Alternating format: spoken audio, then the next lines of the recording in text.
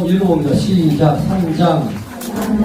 국가의 방침을 병률로 세 가지로 분류하여 첫 부르는 말이다. 이제 3장이 어떤 건지 요 한 줄만 읽어도 벌써 이해가 되죠. 병율론. 병은 부처님이 하신 말씀을 병이라 합니다. 율은 뭐가 될까요? 율.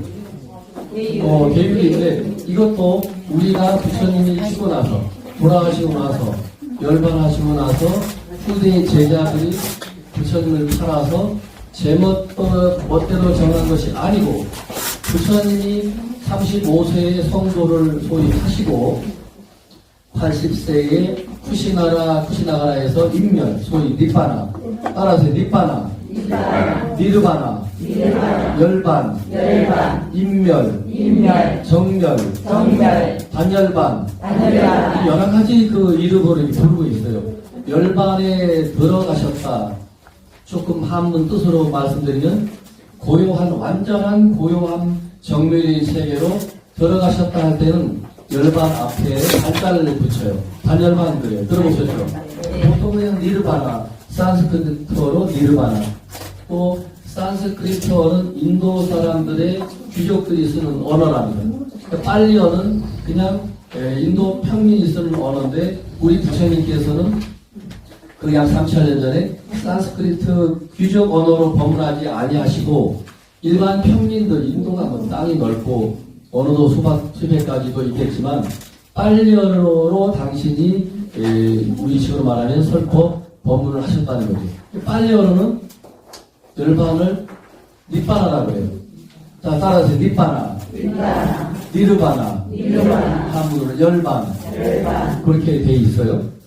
근데 열반하시기 전에 84년에 돌아가실 때까지 35세에서 80까지 45년 동안 늘 쉼 없이 기본 500명, 1250명 금강경에 등장하는 그런 수많은 그 제자들을 함께 생활하시면서 그때 필요에 의해서 여러분 같은 경전반에 공부하러 오신 분들이 와서 부처님에게 요즘 말로 하면 고자질 할 수도 있어요. 스님이 법문하는데 우통을 벗고 옷을 막 벗어 제끼고 아무리 훌륭한 스님이지만 그 체신이 떨어지고 체통이 없고 부처님이 그 말씀을 듣고 다음에 제자들 모아놓고 그 백양사 불교대 경전만에 어느 보살이 우리 저 주대표 같은 주회장이 와서 야 나한테 얘기를 하더라. 법문할 때 가사장상을 입고 그 정중하게 그 의전을 잘 갖춰서 법문을 해야 법문이 잘 전달되지. 그리고 우통을 막 함부로 벗고 너무 지나치게 막 제스처럼 이렇게 하면 안 되겠다. 부처님이 그 정이에요. 그래서 법문할 때는 그렇게 하지 마라. 그리고 탁반을 하러 가도 여자 신도분, 우리식으로 말하는 보살님, 또 과부 때 혼자 사는 분의 집에 홀로 가서 음식을 빌려 가지 마라. 누가 또 부처님이 고자질한 거야. 어느 그 김보살님이 혼자 사는데 스님이 들어갔는데 1시간 동안 안 나오더라. 무슨 탁반을 하는데 1시간 동안 있느냐. 예를 들면 그게 실제 요 말과 100% 부합하는 내용으로 우리 율장에다 기록이 돼 있어요. 오해의 소지가 있다. 그리고 이렇게 스님이 주지실에서 얘기하는데 우리 저 김영희 총무보살님이 스님한테 할 얘기가 있어 왔다. 그러면 혼자 들으면 들어가는 출입구 문을 열어놓고 대화를 해라. 김영희가 들어갔는데 1시간을 안 나오더라. 어제 스님하고 무슨 얘기를 하는지 믿을 수가 없다. 그래서 부처님이 병풍을 가리고 말하지 말 것. 그게 전부 나와요. 제가 지금 재밌게 말한 게 아니라 실제 그래요. 그래서 모든 스님들의 남자 스님이 지켜야 할 250개나 여자 스님이 지켜야 할 348개나 또 일반 신도분이 지키는 그런 배율 등등등이 생활 속에서 그때그때 부처님께서 정한 거예요. 부처님이 100% 정하고 열반하셨어요. 그래서 율장이 굉장히 우리 3장 가운데 중요합니다. 그리고 이제 논장이라고 하는 거는 이거는 부처님 말씀이 아니에요. 논장, 경률로 3장들이죠? 네. 경과 율에 대해서 부처님의 말씀인 경과 또 부처님의 생활 규범으로 부처님이 알려주시고 제정한 그 율에 대해서 율은 그냥 우리 일상생활 생활 규범입니다. 빨간불 건너지 마라, 파란불 때 건너라 이런 것도 포함해서. 그런데 후대의 제자들이 거기에 깨알 같은 해석을 붙여놓은 거예요. 깨알 같은 그 부처님의 이게 금강경 그리는 그 원전을 갖다 놓고 깨알 같은 주석을 달고 참고 해석을 달아서 다시 아주 조직적으로 아주 그냥 전문가들이 달라붙어가지고 그 만들어놓은 그 책이 뭐라고요? 감출장 써서 논장. 알아서 논장. 그래서 왜 전부 한문으로 이 감출장자냐? 그게 한두 권이 아니고 그야말로 창고같이 창고에 가득 물건이 쌓여있듯이 부처님 경전도 가득 창고 그게 장자입니다. 냉장고 할 때 장자도 되고 경이 그렇게 많다는 거죠.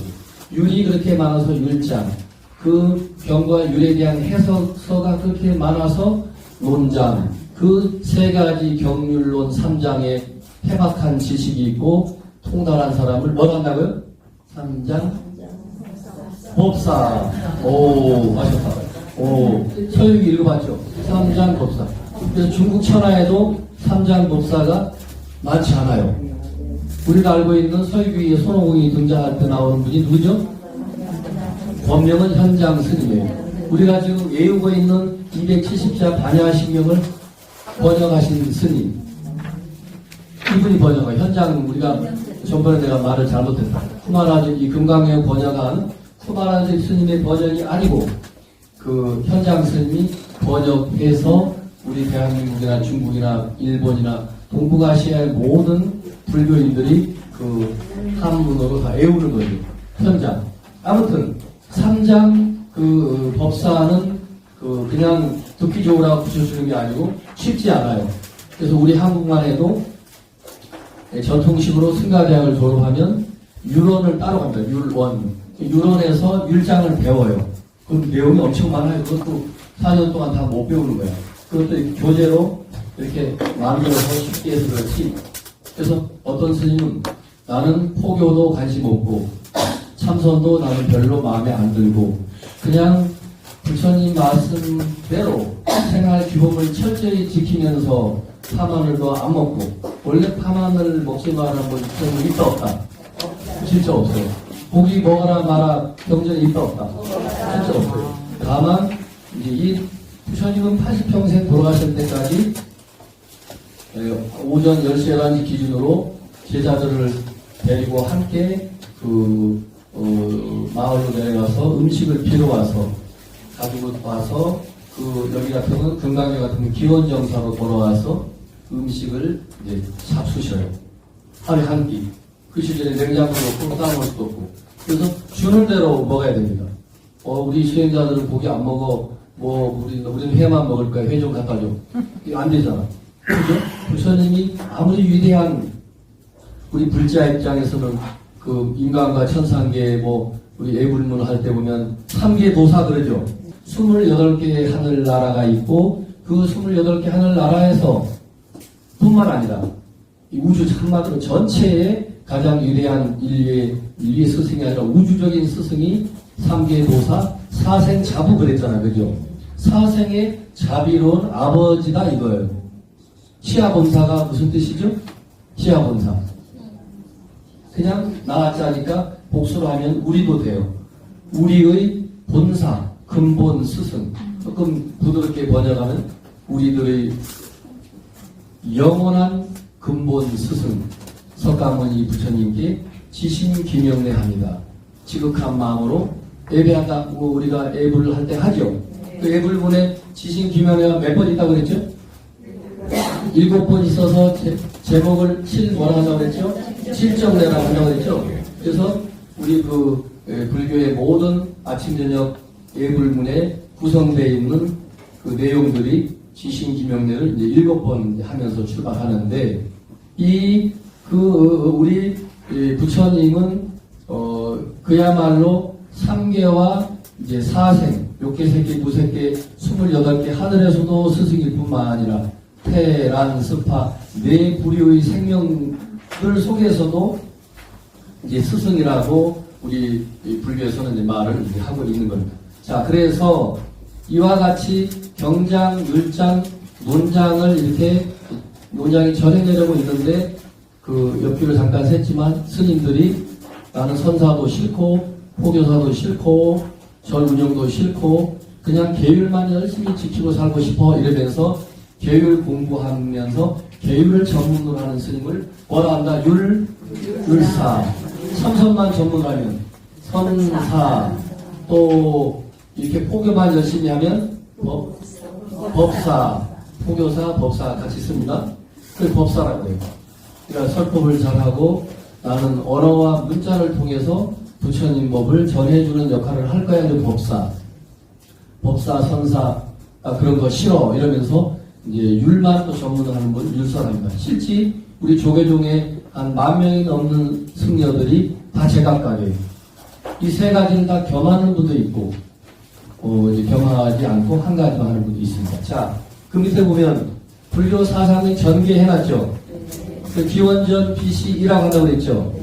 그래서 기원전 BC2 624년에서 544년 사이에 우리 영원한 스승 우리 부처님께서 이 땅에 오셨다가 열반하셨죠.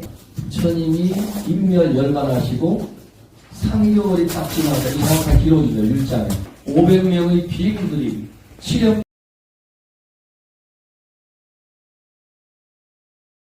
굴이라는 굴 속에서 이 치력굴이라는 굴 속에서 이 경전을 이제 요즘 말하면 편집을 합니다. 결집이라는 말이 편집. 그런데 한 명도 아니고 이게 인도의 특색입니다. 500 제자는 500 아라한입니다. 아라한은 부처님과 다른 말하면 동급이에요.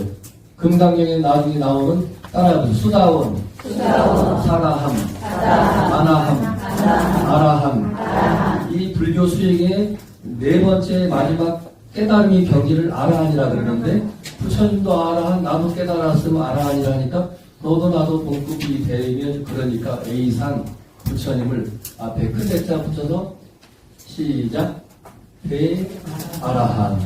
부처님은 대아라한이라고 해요. 우리들은 그냥 깨달은 500 아라한은 대아라한 안 합니다. 그냥 아라한. 부처님과 같은 아라한입니다. 그냥 우리 부처님은 하나 대자 하나 더 붙여준 거죠. 그래서 재미있는 에피소드. 그래서 500 제자들이 모였는데 1차 결집 때 우리가 다 알고 있는 아란다, 줄여서 아란존자가 부처님의 사촌 동생입니다.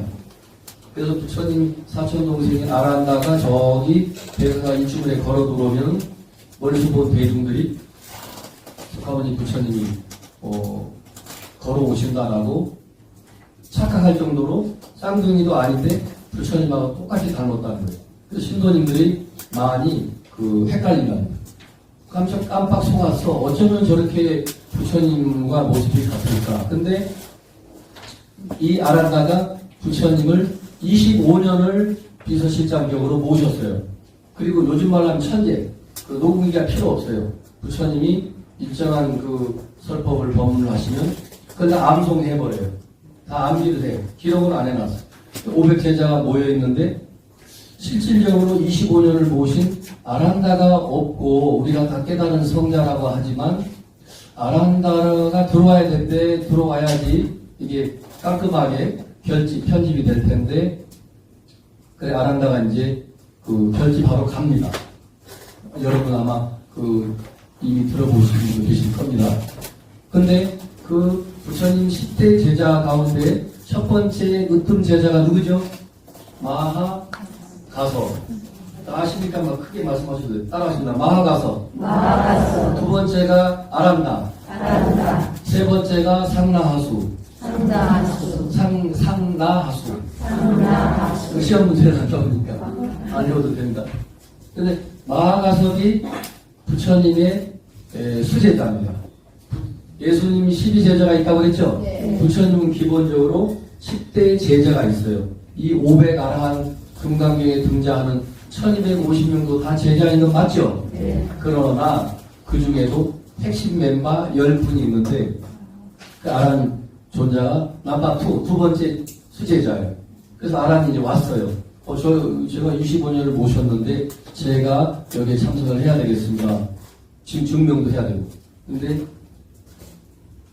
마하 가서 아까 마하가 무슨 뜻이라고 그랬죠? 네. 마하트마 간디 그랬죠? 마하트마 간디. 그때 같은 마하트마 할 때 그 인도 사람 마하를 위대한 성자의 이름 앞에 꼭 마하를 붙여줘요. 마하트마 간디. 마하도 원래 이름이 가서파인데 그냥 앞에 마하를 붙여 마하가서 그럽니다. 마하가서이 우리식으로 말하면 이제 사형님 형님이죠. 아란다가 들어오니까 그냥 아주 거칠게 내쫓으면서 아란다 너는 이 자리 500 제자 이 속에 낄 수 없어. 여기 500 아라한들은 다 부처님 말씀에 근거하고 배움을 완전히 실천해서 우리는 수다운 사람 아남 아라한가를 다 성취한 다 성자들이다 이거야. 근데 너 아란다는 부처님을 25년간 모시고 청와대 비서실장 마냥 너무 특권을 누리고 있고 나는 뭐 부처님을 늘 모시니까 하고 수행을 조금 덜 했어요. 그래서 아라한을 이루지 못한 거야. 그러니까 너는 아라한을 성취해야 들어오니까 여기 들어올 수 없어 라고 해서 쫓아보낸 거죠. 그러면서 이건 이제 선종에서 어떻게 보면 만들어낸 말 수도 있지만 나중에 기회가 되면 말씀을 하겠지만 선종에서 전해 내려오는 그 전설에 의하면 마하가석 존자가 아란 존자고 저 치역굴 그 굴 앞에 이름만 굴이지 법당과 같은 그런 장소죠. 그래서 지금 백양산에도 과언이 아니죠. 이 치력굴 앞에 그 치력굴 절을 표시하는 깃발을 꼽아놨어요. 깃발. 저 문 앞에 깃발을 부수고 오너라 그래요. 저 앞에 꼽아놓은 깃발을 부수고 오너라라고 한마디 한다는 거예요. 무슨 말인지 저걸 왜 부수고 오라 하지? 왜 떨어뜨리고 오라 하지? 그 의문이죠. 그래서 불교 용어로 입방, 거기 들어가는 게 허락을 못 받고 그 옆에 산으로 올라가서 이 아란 존자가 요즘 불교식으로 말하면 분심, 단순하게 화가 나서 화가 난 걸 분심이라 안 해요. 어떤 깨달음을 성취하기 위해서 그 강력한 그 분한 마음이 막 솟구쳐 오르는 거죠. 저 500아란 나도 부처님 제자인데 왜 저 500아란을 아란이 됐는데 나는 부처님을 지금거리에서 25년을 모셨는데 왜 내가 사형님한테 쫓겨날까?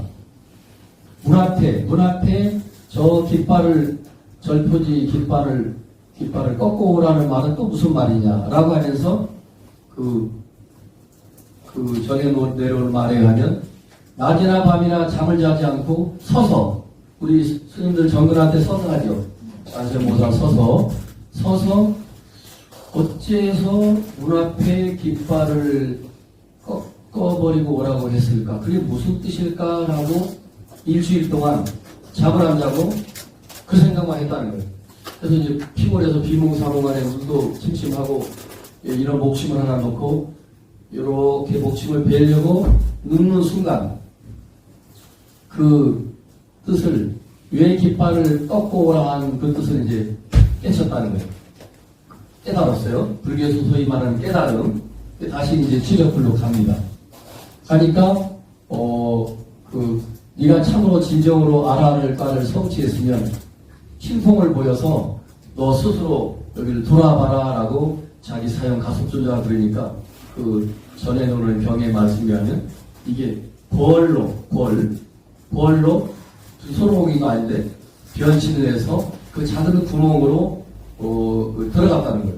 그래서 그러면 아라한가를 성취한 그 객관적인 증명이 되는 거지. 아라한가를 성취하면 이러이러한 신통이 있는데 네가 돌아와보라 하니까 그 깨달음을 증명하는 하나의 상징으로서 벌로 변신해서 들어와서 짠 하고 이제 아란다의 모습으로 나타난 거죠. 그래서 이 아란 존자가 여기에 이제 들어가서 499명 중에 마지막 한 명 아란을 포함해서 500명이 채워지면서 제1차 우리 경전이 이제 이렇게 결집이 됩니다. 자, 이 두 번째 경장, 두 번째는 이제 율장 2차 별집이죠. 그 부분 읽습니다. 경장 율장에서 2차 별집 시작.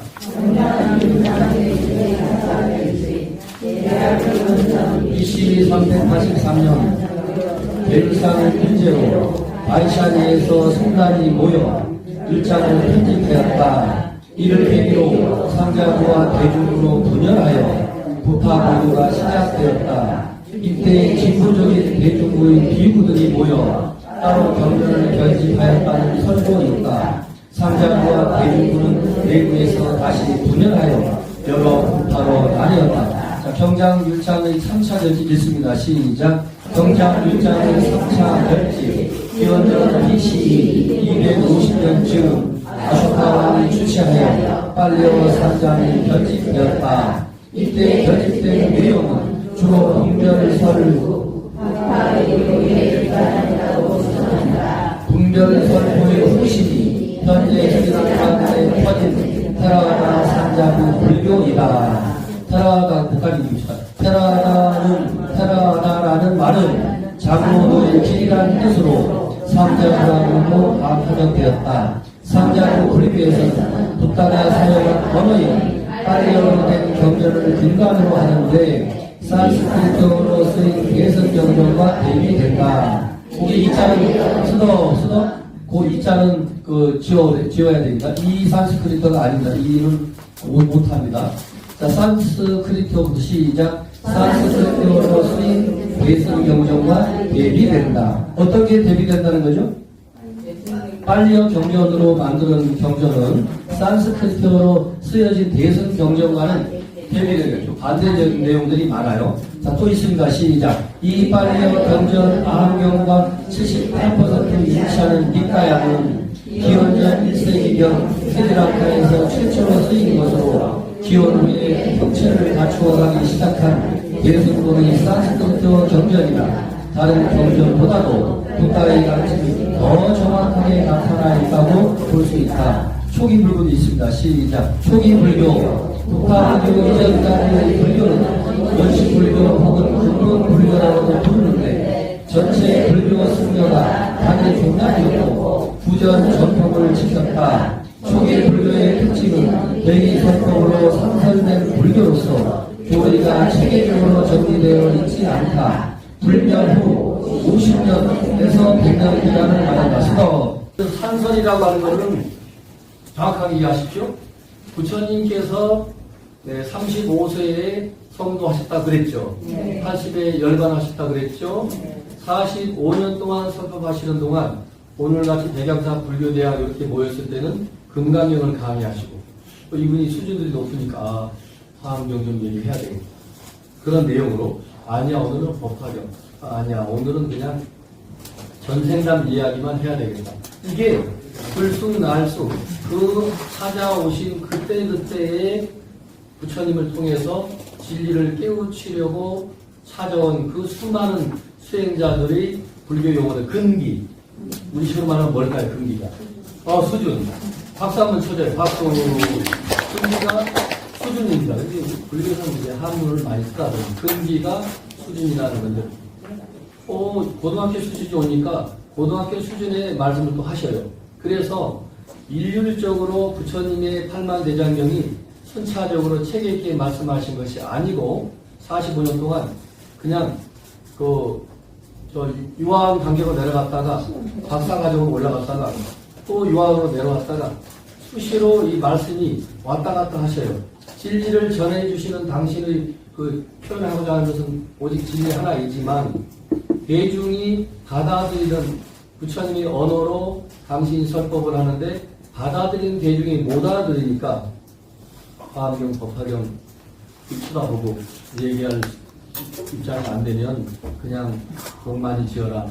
그리고 그럼 극락간다. 그래서 전생담 얘기를 부처님이 그 초기에는 많이 말씀을 하셔요. 이 산설이라는 말은 산설이라는 말은 그대로 흩어진 산자, 설법할 설자입니다. 이해됐죠? 네. 그냥 고정적으로 하신 게 아니고 그냥 이렇게도 하셨다가 왔다 갔다 하셔서 이게 제가 만든 말이 아니고 김성철 교수가 인도 불교사를 강의하면서 한설이라고 말을 쓰더라고. 그래서 이 말을 제가 그대로 오더를 치고 가지. 그래, 자, 초기 불교 이제 읽었죠? 그 다음에 부파불교 있습니다. 시작. 부파불교, 불명을 불명 이후에 스님 부파들의 불교를 말한다. 우리가 전이된 불교이다. 부파불교는 나야하고 가가바라고 문장을 전집하여 편성하였다. 경전의 이론과 실천에 관한 내용을 실현하여 방대한 논설을 시키기 때문에 아리랑과 어그라고 부릅니다. 부파불교의 경전은 강나라에서 아한경을 빨려 경장으로 전해진다. 그 나머지는 이제 자 우리가 아까 이따 말했는데 그 5페이지 마지막 장 보면 이제 요거를 한번 우리가 읽고 가야 됩니다. 부파불교의 비구들은 거기서부터 읽을 차례죠? 네. 읽습니다. 시작. 부파불교의 비구들은 대승경전을 취급하지 않고 교리 연구와 논쟁에 집중하여 대승불교 쪽에서 부파불교를 소승불교로 부르기도 하였다고 알려졌으나 근래의 연구 결과에 따르면 대승불교가 발전하는 시기에는 명확한 구분 없이 생각이 섞여서 대승불교를 취급하는 비구들도 부파불교 성단에서 같이 생활했다. 현재와 대승불교 교단이 성립된 것은 후대의 일이고 서로를 막론하고 부파불교와 대승불교를 경합하는 분들의 많다. 소승이라는 표현 자체가 대승의 관점에서 1950년 열린 세계 불교 우위에 선 소승 불교라는 표현은 어떠한 불교 종파에 대해서도 써선 안 된다고 결정하였다. 수도. 이와 같이 명확하게 설명한 대로 오늘날은 이게 특정한 이야기가 아니고 그 모든 세계의 불교 학자들이 공히 소승불교라는 말을 이제 사용하면 안 된다. 그래서 아까 이미 읽은 대로 불교가 부처님 돌아가시고 30년 후에 첫 번째 경전을 모으는 거를 1차 결집을 한다고 그랬죠? 네. 그래 했는데 그 이후에 또 결집을 하고 하면서 자연스럽게 어디나 분열되게 돼 있어요. 서로가 내가 들은 게 부처님의 진설, 참진짜, 말씀설자, 진짜 말씀이야 라고 다 우기는 바람에 서로 주장이 달라요. 그렇게 됐는데 그러다가 이제 아까 말한 대로 그 테라하다가 상자부 불교를 한다고 그랬죠? 테라하다라고 해서 상자부 불교인데 아까 장로들의 뭐라고 그랬죠? 장로하면 우리 같으면 큰 스님이에요. 기독교 장로가 아니고 원래 불교 용어입니다. 근데 이제 우리 불교에서 잘 안 쓰다 보니까 성경책을 번역하면서 그냥 교회 장로하는데 엄밀히 말하면 불교 용어죠. 불교 용어가 세상에서 쓰는 용어들이 많아요. 이판사판, 공사판. 이판사판도 불교 용어고, 야단보석도 불교 용어고, 다 불교 용어예요. 근데 이제 세상에서 그냥 쓰면서도 인연이란 말도 그렇고, 아주 흔하게 불교가 한 1500년, 길게는 1700년 되다 보니까 우리 민족의 그 정서 속에 또 사용하는 언어 문자 속에 이게 많이 섞여 있어요. 실제로. 그래서 장로하면 이제 큰 스님이라는 뜻입니다. 우리가 안 쓰다 보니 교회에서는 성경을 영어 바이블 번역하면서 그냥 장로, 우리말로 장로라고 번역한 거죠. 야훼, 여호와 하나님도 우리 세종대왕이 만든 한글에 의거해서 하나님이라고 유일신을 우리 말로 하나님이라고 번역을 하듯이 하나님이 기독교 전유물이 아니라니까. 우리 민족도 5천년 당군 그 이전 만년 전 우리 민족도 저 부요조선 그 이전부터 우리 민족이 늘 이 하늘에 보면 그 종교 관계없이 동서양의 공이 똑같아요. 와, 저 태양에도 신이 있지 않을까? 달에도 달에 신이 있지 않을까? 산에는 산신이 있다고 믿듯이 우주신이지. 하나님을 다 믿어온 거지. 그런데 기독교의 성경을 번역하면서 하나님 유일신을 하나님으로 이제 번역을 해서 그냥 기독교 전유물인 건 줄 아는데 전유물이 아니에요. 세계 모든 시민들이 5천년, 만년 전에는 다 그냥 하늘을 바라보고 뭔가 피도 오고 별 앞에 때리고 번개 맞아 죽기도 하고 그래서 뭔가 우주를 지배하는 초월적인 신, 꼭 유일신이 아니라 해도 그런 존재를 21세기인 지금도 우리가 믿고 있거든요. 그런 것처럼 우리 장로라는 이 말도 불교 용어인데 우리가 원치 않으니까 장로라는 말 쓰면 거꾸로 우리가 이제 어색한 거야.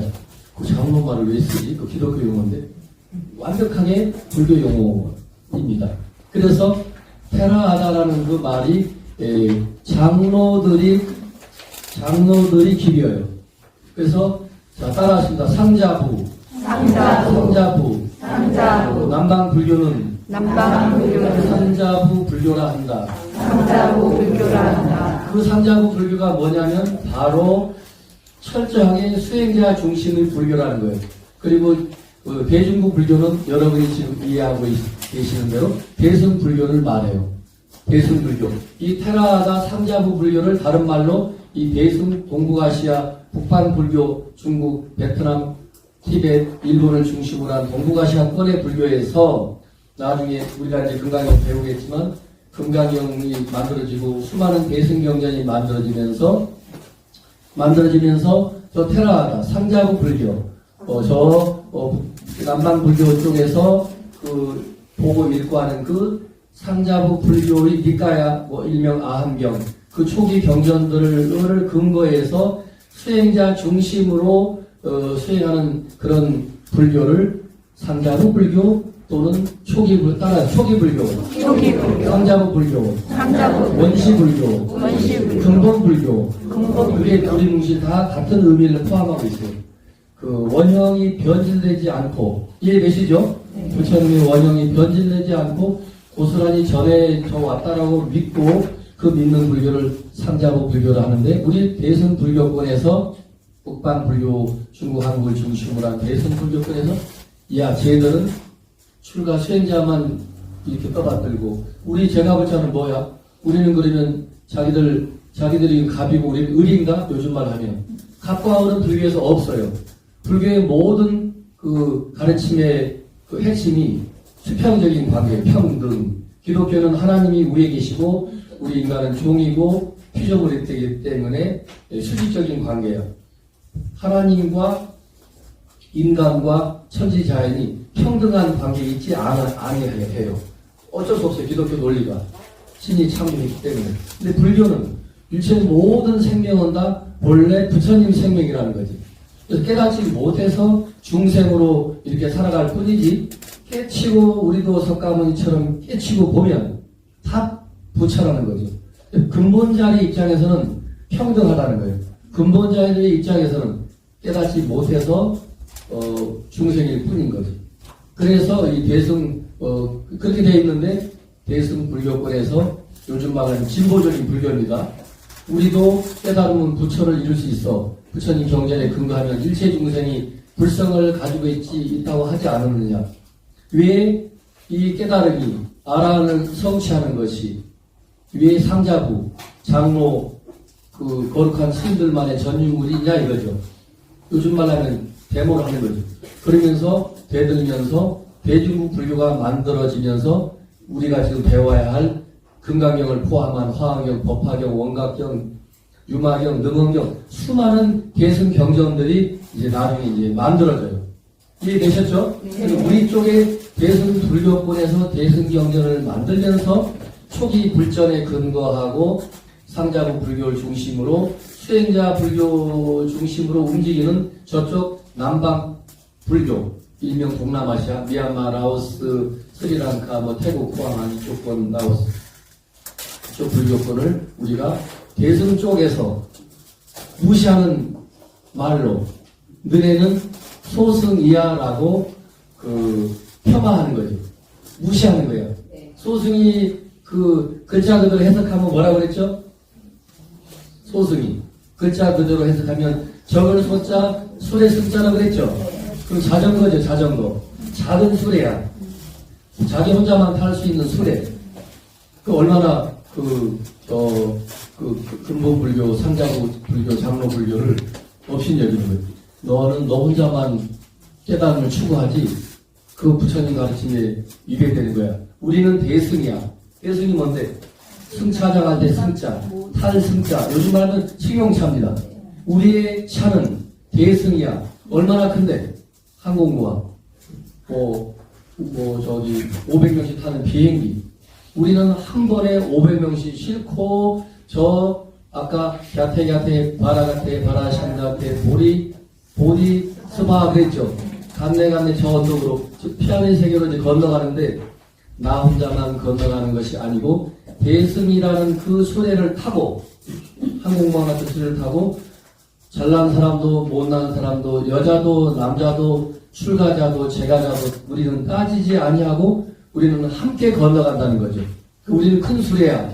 너네들 남방불교는 꼴랑 너 혼자만 깨달음을 추구하잖아. 그 부처님의 근본정신하고 위배되는 거야 라고 공격적으로. 그래서 이제 소승이라는 말을 썼는데 이게 1950년대에 세계 불교도 대회를 한번 열면서 남방불교들에서 지금 같으면 당연히 안 썼겠지만 유튜브도 있고 옛날에는 말을 함부로 했으니까.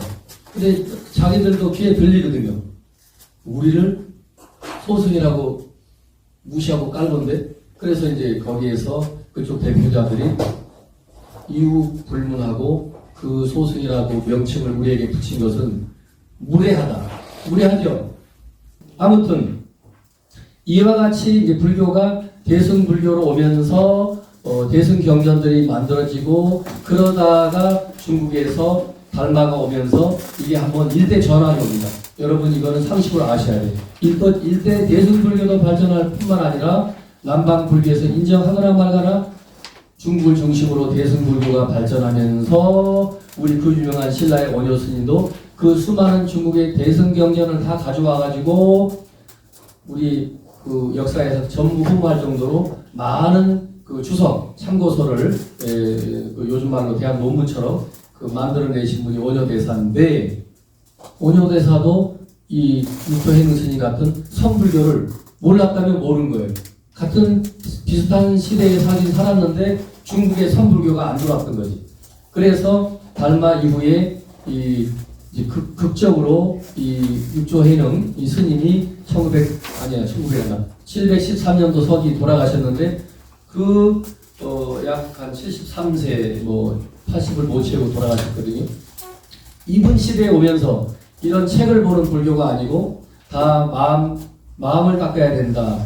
마음을 어떻게 닦는데요? 그러니까 오로지 자기 마음을 늘 들여다보면 된다. 요즘식으로 말하면 이 먹고 나는 누구인가 이걸 하라는 거죠. 그리고 이 육조해능 스님이 끊임없이 금강경을 중심으로 설법을 해요.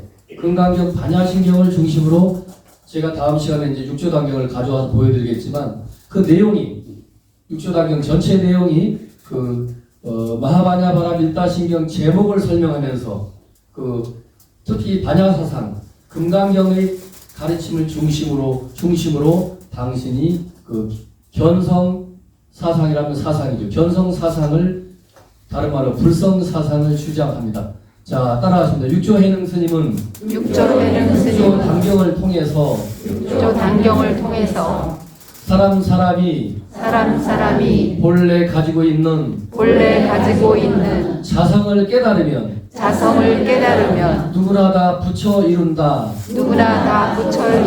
라고 말씀하셨다.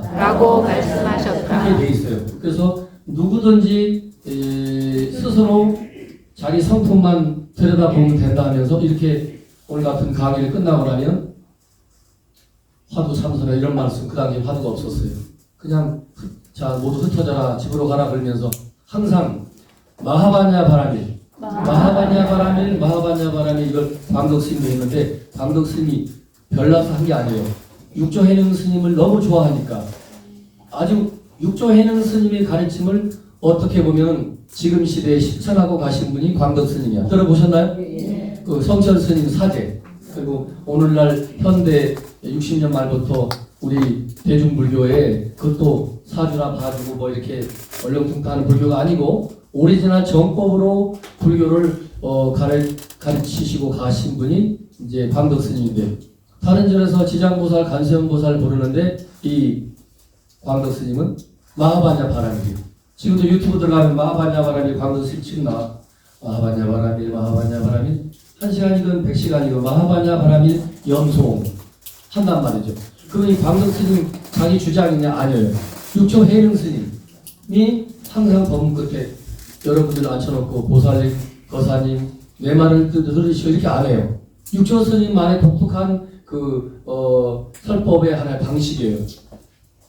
꼭 선지시가 이렇게 불러요. 선지식이 무슨 뜻이죠? 위대한 스승이잖아, 그죠?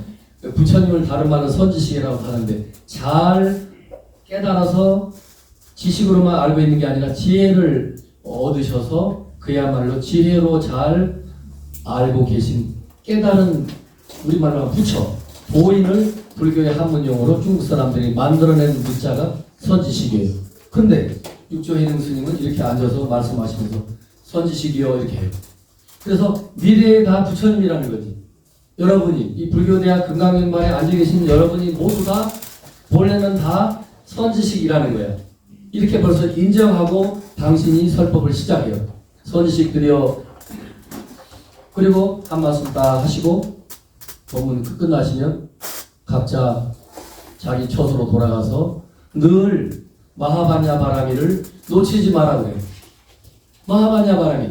우리 내면 속에 누구나 다 마하바냐는 큰 지혜죠. 아까 마하 크다고 그랬죠. 그냥 바냐는 지혜고 마하바냐는 큰 지혜야. 마하바냐 바라밀 큰 지혜로 해탈의 세계에 들어가자는 거지.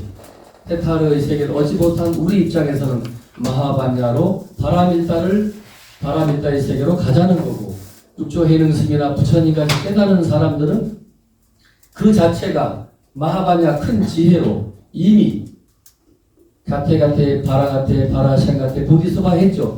이미 저 언덕에 건너가신 분인 거죠. 달마나 육조나 부처님은 이미 저 언덕에 이제 건너가신 분이에요. 그래서 이런 마음 책은 덮어라 그러면서 이제 실질적으로 천난 만날 금강경, 육조단경, 법화경 얘기하면 뭐하노? 우리 스스로가 너의 마음을 견성, 자기 성품을 보는 걸 견성이라고 해요. 자기 성품을 보는 공부를 해야 되지 않겠니? 어떻게 해야 되는데요?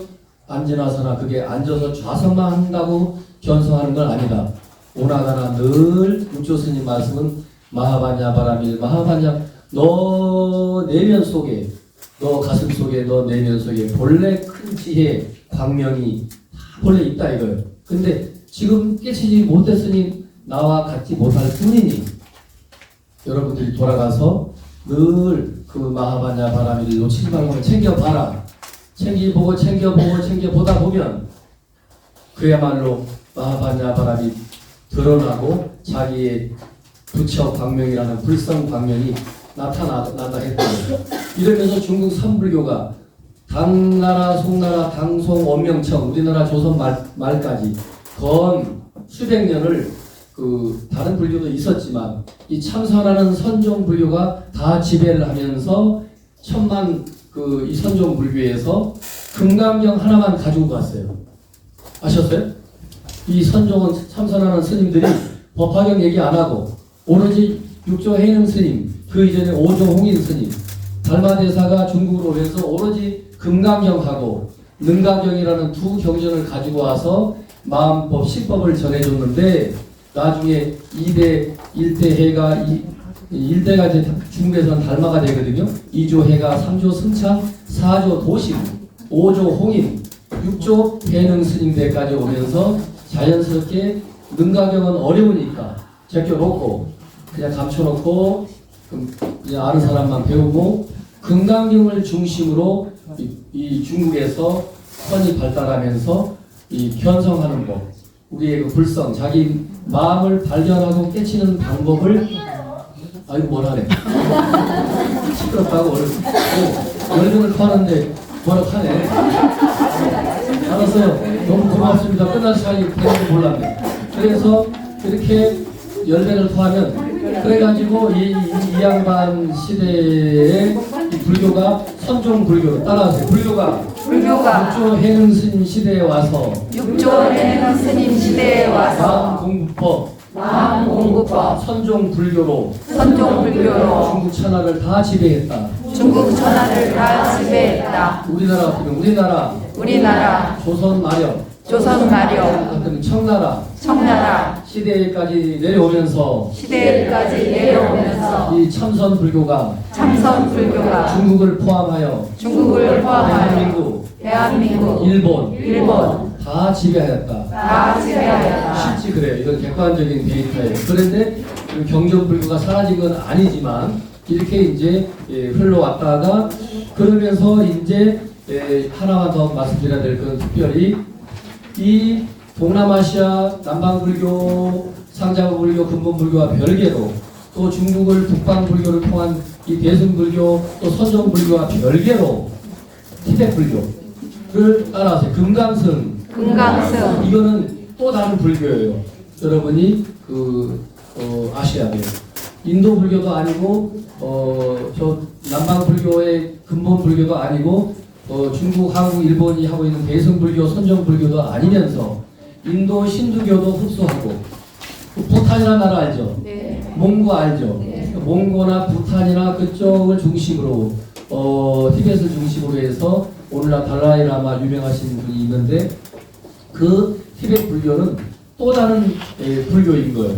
그래서 힌두교를 흡수하면서 또 받아들이면서 막 그 이상한 막 그림도 많아요. 뭐 남녀 막 성기도 막 그려놓고 이상한 그런 건데 그 이상한 게 아니고 그 나름대로 인도의 힌두교도 받아들이면서 그 히말라야 고산지대에 그 생활하다 보니까 그러면서 금강승 불교라는 일명 티벳 불교가 이제 새롭게 이제 지면서 오늘날 서양에는 지금 의외로 남방 불교도 많이 전파됐지만 달라이라마가 원체 유명하니까 한 사람이 유명하면 그 흡수돼요. 달라이라마를 중심으로 티벳 불교가 지금 이 지구상에 불교하면은 달라이라마 불교, 티벳 불교, 그 다음에 아까 말한 그 틱나판 그 스님을 중심으로 한 새로운 알기 쉽게 설명해주는 틱나판 불교가 해도 과언이 아닐 정도로 그 틱나판 스님을 중심으로 하는 그 불교, 그 다음에 티벳 불교, 이게 이제 오늘날 서양에는 또 많이 알려져 있고, 하나만 더 말하면 정토 불교는 이미 이게 불교 초기부터 대승불교, 선불교를 다 넘어오면서도 우리 스스로가 늘 나약한 존재이다 보니 스스로 깨달아서 스스로 부처를 이루자는 게 불교임에도 불구하고 우리가 타력신앙으로서 우리를 구원해 줄 만한 하나님 같은 그런 영원한 부처님 있지 않느냐라고 하면서 그 새로운 불교가 또 애프터 계속 전해오는데 그게 정토불교예요.